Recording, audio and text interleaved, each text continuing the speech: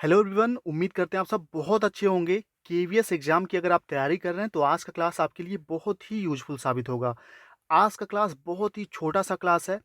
इस क्लास में सिर्फ 12 प्रश्न आपको देखने को मिलेंगे, लेकिन इन 12 प्रश्नों के माध्यम से आपको यह आइडिया लगेगा कि आपकी तैयारी सही दिशा में हो रही है या नहीं हो रही है। क्योंकि प्रीवियस ईयर में पूछे गए कुछ ऐसे प्रश्न हैं जो कि मोस्ट इम्पॉर्टेंट है आने वाले केवीएस एग्जाम के लिए भी। तो वही 12 प्रश्नों का यह सीरीज है आज के क्लास का। इन 12 में से कितने प्रश्न आपके सही होते हैं उसको ध्यान रखिए। अगर आपके 12 में से 10 क्वेश्चन सही हो जाते हैं, 12 में 12 सही हो जाते हैं, तो आप मान के चलिए कि आपकी तैयारी बहुत ही लाजवाब चल रही है। और इससे अगर कम प्रश्न आपके सही होते हैं तो आपको परेशान होने की ज़रूरत नहीं है। जिस भी टॉपिक के प्रश्न आपके गलत होंगे उनको नोट करिएगा और उसको दोबारा से पढ़ लीजिएगा। तो चलिए बिना टाइम गवाए क्लास हम शुरू करते हैं आज का। पहला प्रश्न आपके सामने है एनईपी 2020 से, जो कि बहुत ही सिलेक्टेड टॉपिक है केवीएस एग्जाम के लिए। राष्ट्रीय शिक्षा नीति 2020 के अनुसार शिक्षा को किस पर आधारित होना चाहिए? केवल पूर्व निर्धारित विषय वस्तु पर केंद्रित होना चाहिए, समस्या समाधान पर केंद्रित होना चाहिए, अधिगमकर्ताओं में गहन चिंतन का विकास करना चाहिए, या अन्वेषण निर्धारित और खोज आधारित होना चाहिए? तो एनईपी 2020 के अनुसार क्या होना चाहिए? पूर्व निर्धारित विषय वस्तु पर केंद्रित होना चाहिए, नहीं होना चाहिए। ठीक है, पहला कट हो जाएगा। ठीक, दूसरा समस्या पूर्व निर्धारित विषय वस्तु का अर्थ ये हो गया कि पहले से जो चीज़ें डिसाइड हैं उसी के अनुसार हम चीज़ों को कक्षा में बच्चों को पढ़ा दें, ऐसा नहीं होना चाहिए। कोई बहुत सारे नए नए एग्जाम्पल, बहुत सारे अलग अलग शिक्षण विधियाँ और भी चीज़ों को हम प्रयोग करते हैं पढ़ाते समय। ठीक है, इसलिए सिर्फ पूर्व निर्धारित विषय वस्तु पर केंद्रित नहीं होना चाहिए। समस्या समाधान पर केंद्रित होना चाहिए, बिल्कुल होना चाहिए। अधिगमकर्ताओं में गहन चिंतन का विकास करना चाहिए, बिल्कुल करना चाहिए। अन्वेषण आधारित, खोज आधारित होना चाहिए, बिल्कुल होना चाहिए। ठीक है, क्योंकि क्रियाशील अधिगम को बल दिया गया है एनईपी के अनुसार। तो दूसरा, तीसरा और चौथा सही हो जाएंगे एनईपी के अनुसार, यानी कि पहला ऑप्शन, दूसरा, तीसरा और चौथा। चलिए, आपने भी इसका सही आंसर सोचा होगा। आपका सही हुआ तो नोट करते रहिए 12 में से कितने सही होते हैं। दूसरा प्रश्न आपके सामने है। एक एक प्रश्न बहुत ही मक्खन प्रश्न है और सब आपके सिलेबस से हैं। कृष्णन निर्विवाद रूप से अपने माता पिता की आज्ञा का पालन करता है। निर्विवाद रूप का मतलब हो गया कि बिना कोई विवाद किए अपने माता पिता की आज्ञा का पालन करता है, क्योंकि वह सजा से बचना चाहता है। कोहलबर्ग के अनुसार नैतिक विकास के किस चरण में वह फिट बैठता है? तो सही आंसर क्या हो जाएगा? पूर्व संक्रियात्मक, पूर्व परंपरागत, परंपरागत या औपचारिक संक्रियात्मक? तो देखिए, यहाँ सही आंसर आपने भी सोच लिया होगा। सही आंसर है पूर्व परंपरागत। ठीक है, पूर्व परंपरागत यहाँ सही आंसर हो जाएगा। बाकी पूर्व संक्रियात्मक जो पहला ऑप्शन था या जीन पियाजे के थ्योरी का एक क्रम है, तो इसलिए कट हो जाएगा। चौथा ऑप्शन भी जीन पियाजे के थ्योरी से है, ये भी कट हो जाएगा। और यहाँ कोहलबर्ग की बात की जा रही है, तो कोहलबर्ग के नैतिक विकास की 3 अवस्थाएं हैं, आप लोगों ने पढ़ी होंगी। पूर्व परंपरागत, परंपरागत और उत्तर या पश्च परंपरागत। ठीक है, तो एक बार मैं जल्दी से एक्सप्लेन कर देता हूँ। पूर्व परंपरागत अवस्था में जब बच्चा होता है तो अपने बड़ों की दंड से बचने के लिए या उनसे कुछ प्राप्त करने के लिए लालचवश कोई कार्य, नैतिक क्रिया करता है। जब दूसरे अवस्था में पहुंचता है, परंपरागत अवस्था में, तो वह एज इट इज परंपराओं का पालन करता है, क्योंकि समाज में उसको अच्छा लड़का या अच्छा लड़की बनना होता है। लेकिन तीसरी अवस्था में जब जाता है कोहलबर्ग के अनुसार, तो तीसरे अवस्था में जब चला जाता है तो अपने नियम स्वयं बनाता है, जो उसके अनुसार सही होता है वही कार्य करता है। ठीक है, चलिए, तो इसका सही आंसर आपने अगर पूर्व परंपरागत किया था तो बिल्कुल सही आंसर दिया आपने। अब अगले प्रश्न पे चलते हैं। अगला प्रश्न है सामाजिकरण के जो एजेंट हैं या एजेंसीज हैं उस टॉपिक से। बच्चे अपने समाज के बारे में निम्नलिखित कौशल, मूल्य, रीतियां केवल अभिभावकों से सीखते हैं। दो कथन दिए हुए हैं, एक कथन एक तर्क है, कौन कौन सा सही है आपको बताना है। तो बच्चे अपने समाज के बारे में जानकारी, कौशल, मूल्य, रीतियां केवल अभिभावकों से सीखते हैं। इसके पीछे तर्क दिया गया है कि बच्चों का सामाजिकरण एक सरल व रैखिक प्रक्रिया है। तो क्या आपके अनुसार क्या सही होगा? इसमें से एक सही है या दोनों सही है या दोनों गलत है? तो सही आंसर हो जाएगा ए और आर दोनों गलत है, क्योंकि बच्चे सिर्फ अभिभावकों से ही, अपने पेरेंट्स से ही सारी चीज़ें नहीं सीखते। अपने परिवार के अलावा अपने दोस्तों से, समाज से, स्कूल से, टेलीविज़न से, रेडियो से, न्यूज़पेपर से, बहुत सारी चीज़ों से सीखते हैं। इसलिए पहला कट हो गया। दूसरा है कि सामाजिकरण एक सरल और रैखिक प्रक्रिया है। तो रैखिक प्रक्रिया ही न है और ना ही सामाजिकरण एक सरल प्रक्रिया है, यानी कि तर्क भी गलत है और कथन भी गलत है। चौथा सही हो जाएगा। नोट करते रहिएगा कितने आपके सही हुए। अगला प्रश्न भी इसी टॉपिक से है। सामाजिकरण के एजेंटों के संदर्भ में निम्नलिखित में से कौन सा कथन सही है? सामाजिकरण के जो एजेंट है, 2 प्रकार के एजेंट मैंने आपको बताए हुए हैं, ठीक है? प्राथमिक और द्वितीयक। तो दोनों के बारे में कौन-कौन से कथन सही हैं? पहला है, सामाजिकरण के एजेंट या एजेंसियाँ वे संस्थाएँ हैं जो किसी व्यक्ति के सामाजिकरण की प्रक्रिया में योगदान करती हैं। पहला हो गया। दूसरा है, सामाजिकरण के द्वितीयक एजेंटों में परिवार के सदस्य और रिश्तेदार शामिल होते हैं, क्योंकि बच्चा अपने जन्म के बाद उनके साथ अंतःक्रिया करना शुरू कर देता है। तीसरा है, सामाजिकरण के प्राथमिक एजेंटों में वे संस्थाएं शामिल होती हैं जो एक बच्चे को उसके जीवन के बाद के वर्षों में सामाजिकरण करने में मदद करती हैं और जीवन भर जारी रहती हैं। तो यहाँ सही क्या हो जाएगा? देखिए, तीसरा ऑप्शन जो है यह गलत है। क्यों गलत है? सामाजिकरण के प्राथमिक एजेंट में वे संस्थाएं आती हैं जो उसके जीवन के बाद के वर्षों में सामाजिकरण में मदद करती हैं, जबकि प्राथमिक एजेंट में सिर्फ परिवार के या परिवार के क्लोज रिलेटिव आते हैं, ठीक है? जैसे बच्चे के नाना नानी, मामा मौसी, ठीक है, बुआ, तो ये लोग प्राथमिक एजेंट में आते हैं। और यहाँ दिया है, जीवन के बाद के वर्ष में ये लोग सामाजिकरण में योगदान देते हैं। नहीं, जीवन के प्रारंभिक वर्ष में बच्चा जब घर में होता है तो प्राथमिक एजेंटों से उसका सामाजिकरण होता है। तो प्राथमिक एजेंट बाद के वर्ष में मदद नहीं करते, तो गलत हो गया। दूसरा ऑप्शन था, सामाजिकरण के द्वितीयक एजेंटों में परिवार। देखिए, द्वितीयक एजेंट में परिवार के सदस्य नहीं शामिल होते, प्राथमिक एजेंट में शामिल होते हैं, इसलिए दूसरा भी गलत हो गया। तो सिर्फ पहला सही है। सामाजिकरण वह एजेंसी है जो व्यक्ति के सामाजिकरण प्रक्रिया में योगदान करती है, तो सिर्फ पहला सही हो जाएगा। चलिए अगला प्रश्न देखते हैं। अगला प्रश्न आपका है रचनावाद से, ठीक है? यह टॉपिक आपके सिलेबस में है। तो प्रश्न है, पर्यावरण शिक्षा के संदर्भ में रचनावाद शब्द का क्या अर्थ है? ठीक है, रचनावाद शब्द का अर्थ है कि बच्चों को पर्यावरण के बारे में जानकारी देना, पर्यावरण सीखने की प्रक्रिया में सक्रिय रूप से शामिल करना, कक्षा में प्रश्न पूछने को हतोत्साहित करना, पर्यावरण विकास में नवीनतम जानकारी देना। तो सही आंसर आपने सोच लिया होगा। सही आंसर होगा दूसरा, पर्यावरण सीखने की प्रक्रिया में सक्रिय रूप से शामिल होना। देखिए, जो रचनावाद होता है, रचनावादी ये मानते हैं कि बच्चे सक्रिय रूप से ज्ञान का निर्माण स्वयं करते हैं। तो ज्ञान का निर्माण स्वयं करेंगे, इसलिए दूसरा ऑप्शन सही हो जाएगा, सक्रिय रूप से शामिल करना।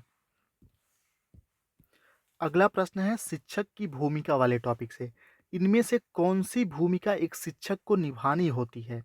शिक्षक को कौन सी भूमिका निभानी होती है? सहभागी की भूमिका, परिप्रेक्ष्य की भूमिका। दोनों सही है, एक सही है या दोनों गलत है, क्या होगा? तो सही आंसर आपने सोच लिया होगा कि अ, 1 और 2 दोनों सही हैं, ठीक है? 1 और 2 दोनों सही हैं। दूसरा अगर आपने ऑप्शन सोचा था तो बिल्कुल सही सोचा था आपने। अब इसको मैं एक्सप्लेन कर देता हूँ। सहभागी की भूमिका ये होती है कि बच्चा कोई भी कार्य कर रहा है, उसमें कहीं अटक रहा है, तो एक सहयोगी के रूप में शिक्षक उसकी मदद करता है। और परिप्रेक्ष्य की भूमिका ये होती है कि अगर बच्चा किसी चीज़ का गलत कॉन्सेप्ट उसमें डेवलप हो गया है, जैसे कि आम को अगर वो बोलता है कि आम लाल कलर का होता है, रेड कलर का होता है, ठीक है? लाल रंग का होता है।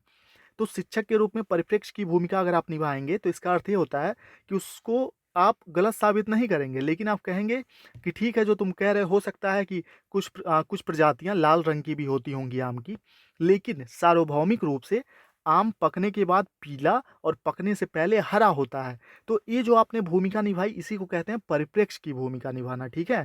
तो उम्मीद करता हूँ समझ में आया होगा आपको।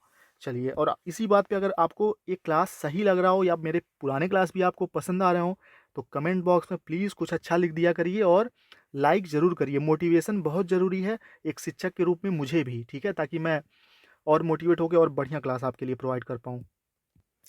अगला प्रश्न बहुत ही मतलब कह सकते हैं महत्वपूर्ण प्रश्न है नए पैटर्न के अकॉर्डिंग, क्योंकि एनईपी 2020 की बात हो, एनसीएफ 2005 या आरटी एक्ट 2009, सभी में सतत और व्यापक मूल्यांकन की बात हमेशा की जाती है। तो चलिए, सतत और व्यापक मूल्यांकन की मुख्य विशेषता क्या है? और जब भी प्रश्न में ये मुख्य विशेषता की बात हो, मुख्य या सबसे महत्वपूर्ण शब्द किसी प्रश्न में आ जाए, तो सिर्फ एक ऑप्शन सही होगा, ठीक है? ये चीज़ ध्यान रखिएगा। एक ऑप्शन सही होने का मतलब ये है कि मान लीजिए यहाँ 5वां ऑप्शन भी होता और ये दे देता सभी, यानी कि सभी सही हैं, और पढ़ के लगता भी कि सभी सही हैं, फिर भी अगर प्रश्न में है मुख्य, यानी कि सिर्फ एक आपको बताना है, सभी नहीं बताना है। चलिए, तो सतत और व्यापक मूल्यांकन की मुख्य विशेषता क्या है? इसमें विद्यार्थी पर कार्यभार बढ़ता है, यह विद्यार्थी के प्रत्येक पक्ष का मूल्यांकन करता है, यह परीक्षा के भय को कम करने में सहायक है, यह अंकों को ग्रेड में बदलता है। तो यहाँ दूसरा, तीसरा, चौथा तीनों सही हैं, लेकिन आपको मुख्य बताना है, तो मुख्य क्या सतत और व्यापक मूल्यांकन की मुख्य विशेषता है कि यह प्रत्येक पक्ष का मूल्यांकन करता है, ठीक है? सिर्फ उसके संज्ञानात्मक पक्ष का नहीं, उसके सामाजिक, उसके नैतिक, उसके और भी बहुत सारे पहलुओं का ध्यान रखता है सतत और व्यापक मूल्यांकन, ठीक है? तो दूसरा यहाँ सही हो जाएगा। अगला प्रश्न है एक कथन में, ठीक है? जैसे कि बहुत सारे मनोवैज्ञानिक हैं, अलग-अलग विषय में उन्होंने अलग-अलग बातें कही हैं, कथन कही हैं, जो कि फेमस कथन है। तो यहाँ से भी आपके प्रश्न में 1 से 2 प्रश्न इस टाइप के आएँगे, जिस पे कि एक अलग वीडियो में भी मैं बना दूँगा, ठीक है? तो इस प्रश्न का आंसर आप बताइए, जीव में विकास तथा वर्धन का पूरा होना परिपक्वता कहलाता है। यह परिभाषा किसने दिया है? थॉर्नडाइक, शॉर्टेन, हल या शेरमैन ने? तो सही आंसर हो जाएगा, फैक्ट बेस्ड क्वेश्चन है, आपको याद होगा तभी आप आंसर कर पाएंगे। हल सही आंसर हो जाएगा इसका, और यह परीक्षाओं में कई बार आ चुका है। अगला प्रश्न है किशोरावस्था, जो बच्चे का विकास और वृद्धि है, उस टॉपिक से प्रश्न है। किशोरों पर यौवन के मनोवैज्ञानिक प्रभाव के संदर्भ में निम्नलिखित में से कौन सा कथन सही है? निम्नलिखित में से कौन सा कथन सही होगा किशोरों के यौवन के मनोवैज्ञानिक प्रभाव के बारे में? शारीरिक विकास की विशेषताएं सामाजिक विकास को प्रभावित करती पाई जाती हैं। पतला रहने और आकर्षक दिखने की प्रेरणा किशोर लड़कियों की प्रमुख चिंता होती है। तो यहाँ सही आंसर आपने सोच लिया होगा, पहला और दूसरा दोनों सही है, किशोरों पर यौवन के मनोवैज्ञानिक प्रभाव के बारे में, ठीक है? देखिए, शारीरिक विकास की जो विशेषताएं होती हैं, सामाजिक विकास को भी प्रभावित करती हैं, ये चीज़ बिल्कुल फैक्ट है। जैसे कि कोई बच्चा लंबा चौड़ा स्मार्ट हैंडसम दिखता है, तो आप देखते होंगे सामाजिक रूप से भी वह बहुत ही ज़्यादा, मतलब कह सकते हैं मैच्योर होता है, समाज में बहुत ही खुलकर चीज़ों को रखता है, अपने पक्ष को, अपनी बातों को और भी सारी चीज़ें। तो शारीरिक विकास की विशेषताएं सामाजिक विकास को प्रभावित करती हैं, ठीक है? पतला रहने और आकर्षक दिखने की प्रेरणा किशोर लड़कियों की प्रमुख चिंता है, इसको भी आप सही मानते होंगे, हम लोग भी कभी किशोरावस्था में थे, ठीक है? 18 साल से तक जब थे, तो ये सारी चीज़ें हमारे अंदर भी थी। तो पहला, दूसरा दोनों सही हो जाएगा, ध्यान रखिएगा। अगला प्रश्न बहुत ही बेहतरीन है, ध्यान से देखिएगा, बहुत ही बेहतरीन है और 2 ऑप्शन में आप कन्फ्यूज़ हो जाएँगे। सही आंसर अगर इसका आप बता देंगे, तो समझ लीजिए तैयारी आपकी बहुत ही परफेक्ट है और आप कॉन्सेप्ट को बहुत अच्छे से समझ चुके हैं। निचली कक्षाओं में, निचली कक्षाओं का अर्थ ये हो गया कि जो कक्षा 1 से लेके 5 तक के विद्यार्थी हैं, तो निचली कक्षाओं में सीखने को बढ़ावा देने का सबसे अच्छा तरीका क्या है? सीखने के प्रत्येक चरण में प्रोत्साहन देना, गणित में अभ्यास, प्रतिभाशाली विद्यार्थी की प्रशंसा या सामग्री को विद्यार्थी के जीवन से जोड़ना। तो यहाँ आप पहले और दूसरे ऑप्शन में कंफ्यूज हो सकते हैं, लेकिन अगर आपने बहुत अच्छे से पेडागोजी पढ़ी है, कॉन्सेप्ट आपने अच्छे से समझा है, तो प्रश्न को पढ़कर सही आंसर आपने सोच लिया होगा। सही आंसर इसका हो जाएगा सामग्री को विद्यार्थी के जीवन से जोड़ना, ठीक है? देखते होंगे आप कि जब आप छोटी कक्षाओं में पढ़ाते हैं, आपने टीचिंग वगैरह किया होगा या किसी स्कूल में आपने पढ़ाया हो, तो जब बच्चों के वास्तविक जीवन से जुड़ी हुई घटनाओं पर हम चर्चा करते हैं, तो बच्चे बहुत ज़्यादा एक्टिव होकर सीखते हैं, ठीक है? ठीक है? और आपने बहुत बार देखा होगा कि वास्तविक जीवन से जोड़ना, इस पर बहुत बल दिया गया है एनसीईएफ 2005 में, और आपके नए शिक्षा नीति में भी इसकी बात की गई है। लेकिन यही प्रश्न अगर होता, यहाँ निचली कक्षाओं की बात नहीं होती, सिर्फ होता कि सीखने को बढ़ावा देने का सबसे अच्छा तरीका क्या है, तो सही आंसर हो जाएगा सीखने के प्रत्येक चरण में प्रोत्साहन देकर। फिर भी तब ये ऑप्शन ही नहीं होता, चौथा ऑप्शन यहाँ से हटा दिया जाता, लेकिन आपको कन्फ्यूज़ करने के लिए ही चौथा ऑप्शन पहला ऑप्शन रखा गया है इस प्रश्न में, ठीक है? तो निचली कक्षाओं की बात की जाएगी, तो सामग्री को विद्यार्थी के वास्तविक जीवन से जोड़ना, उनकी मातृभाषा में बात करना, ठीक है? उनके लोकल लैंग्वेज में बात करना, ये सब प्रभावित करती हैं सीखने को। चलिए, चौथा सही हो जाएगा। अगला प्रश्न बहुत ही बेहतरीन है, और यह जो प्रश्न है कई चैनल पे आपने देखा होगा, क्योंकि यह प्रश्न कई बार एग्जाम में आ चुका है। प्रदान किया गया और समग्र ज्ञान किसके द्वारा स्वीकृत नहीं है? व्यवहारवाद के द्वारा, संज्ञानात्मकवाद के द्वारा, संरचनावाद या उपयुक्त सभी? तो सही आंसर सोच लिया होगा आपने, सही आंसर है संरचनावाद के द्वारा।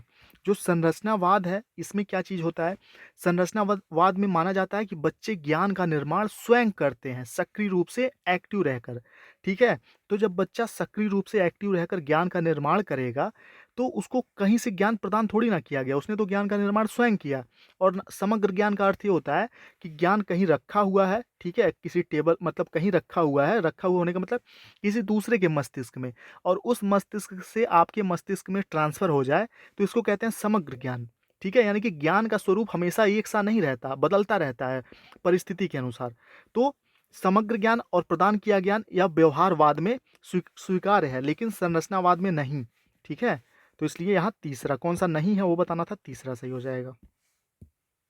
चलिए, वैसे मैंने गिना तो नहीं, लेकिन 10 से ज़्यादा प्रश्न हो गए होंगे, ठीक है? 10-12 प्रश्न लगभग हो गए। इनमें से कितने प्रश्न आपने सही किए? कमेंट करके नीचे बताइए, बिना शर्माए जितने भी सही हों, और कौन-सा टॉपिक ऐसा था जिसके प्रश्न का आंसर देने में आपको दिक्कत हुई, वो ज़रूर बताइए, ताकि एक शिक्षक के रूप में मैं जान पाऊँ, ठीक है? और मैं उस चीज़ पर एक और भी बेहतरीन वीडियो बना सकूँ आपके लिए। क्योंकि डॉक्टर को और शिक्षक को हमारी कमी पता होना, हमारा जो वीक पॉइंट है या जो भी चीज़ें हैं वो पता होना ज़रूरी है, तभी ना सुधार उस पे किया जाएगा। तो कमेंट बॉक्स में बताइएगा कि कौन से टॉपिक पे आपने आंसर गलत कर दिया। चलिए, मिलते हैं नेक्स्ट क्लास में।